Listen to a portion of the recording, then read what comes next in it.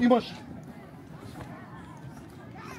още тук, като тръгни, той ви е да ви предпази от, ако той тръгне насам, а той няма тръгне, той е дълъг, той дори трябва да го задържите. И ръка трябва да ви е тук. И вадите.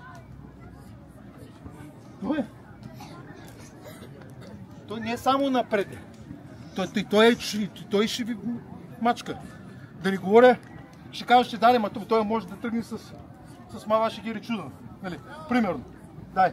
1, 2, 3. Връщаш. Дай мава ще гири чудо. Ето ви го. Той дори тръгвайки ръката, тя вече може да бърка.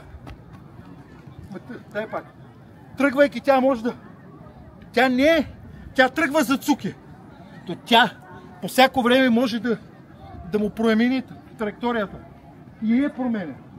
Защото той в такава къса ситуация, той може да тръгне само с хидза, може да тръгне с маваши чудън, може да тръгне с локик. Нали? Той не може да тръгне от тази позиция. Дори тръгне с маваши, дай маваши. Пак е, ти го чакаш инстинктивно.